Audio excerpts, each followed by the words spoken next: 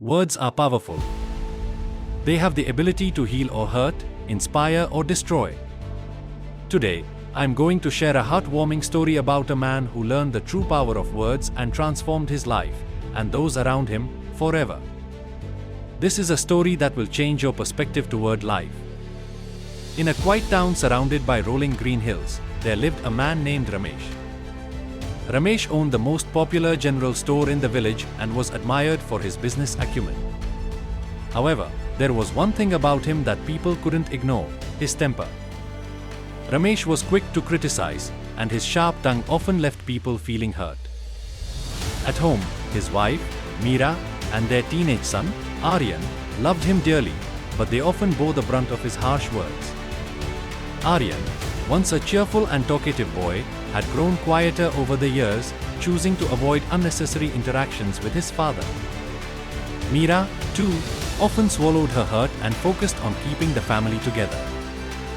One day, after a heated argument with a customer at the shop, Ramesh returned home to find Aryan sitting silently in his room. His son wasn't studying, playing, or even scrolling through his phone. He simply stared out the window, lost in thought. "Why are you sitting like this?" Ramesh asked sharply. Aryan hesitated but replied softly, "Nothing, Papa." Meera, who overheard the conversation, approached Ramesh after dinner. Her voice was calm but filled with concern. "Ramesh," she said, "do you realize how much your words affect those around you? Words are powerful. They can either build someone up or tear them down. Please think about the way you speak to Aryan and others."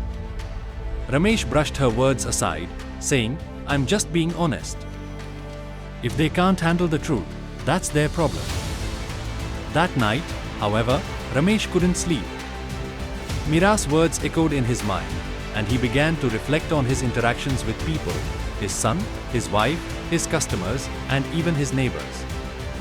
Memories of harsh words and hurt faces haunted him. The next morning, as Ramesh went to open his shop, he noticed a crowd near the village temple. The buzz was about a wise monk who had come to visit the village. Known for his simple yet profound teachings, the monk had drawn people from all over the region. Curious, Ramesh decided to join the crowd. After the gathering, he waited until the others had left and approached the monk. "Guruji," he began, "I have a problem. I often speak without thinking and hurt people with my words. My wife tells me that my words carry more weight than I realize. I want to change, but I don't know where to start." The monk looked at Ramesh with kind eyes and said, "First, let me show you something." The monk handed Ramesh a bag filled with feathers and said, "Take these feathers and place one at the door of every house where you've hurt someone with your words. Then, return to me." Though puzzled, Ramesh agreed. He spent the entire day walking through the village, leaving feathers at many doors. As he walked, he realized just how many people he had hurt over the years: his customers, his neighbors, even his close friends. By the time he returned to the monk, the bag was empty, but his heart was heavy with guilt. "I've done what you asked," Ramesh said. "What now?" The monk smiled and said, "Now, go back and collect all the feathers you placed." Confused but obedient, Ramesh set out again. This time, however, it was nearly impossible to find the feathers. The wind had carried most of them away, scattering them far and wide. When he returned to the monk, he was frustrated. "The feathers are gone," Ramesh exclaimed. "It's impossible to collect them all." The monk nodded knowingly. "And so it is with your words, Ramesh. Once spoken, they cannot be taken back. Like feathers in the wind, your words may spread far and wide, leaving an impact you may never fully understand.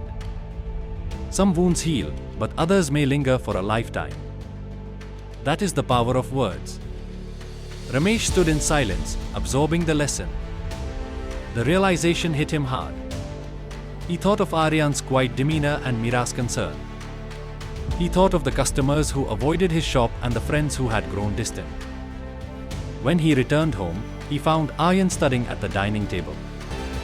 Ramesh sat down beside him and said, "Aryan, can we talk?" Aryan looked up, surprised. "Yes, Papa." With sincerity in his voice, Ramesh said, "I've been wrong. I've used words to criticize and hurt, and I never realized how much pain I've caused you and your mother. From today, I promise to be more mindful of my words. You and your mother mean everything to me, and I want to do better." Aryan's eyes welled up with tears, but for the first time in years, he smiled at his father. Over the next few weeks, Ramesh transformed. He began to speak with kindness and encouragement. At the shop, his customers noticed the change and began to visit more frequently. At home, the atmosphere grew warmer. Meera and Aryan flourished under Ramesh's newfound positivity. One day, Aryan hugged his father and said, "Papa, your words used to hurt, but now they inspire me. Thank you for changing." The story of Ramesh spread throughout the village, becoming a powerful reminder of the importance of words.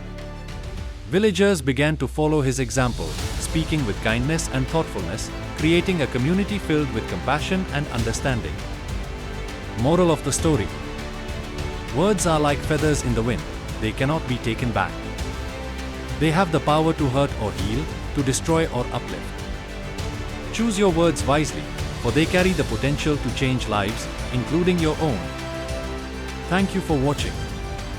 Remember, your words hold power. Use them to uplift, inspire, and bring joy. Until next time, take care.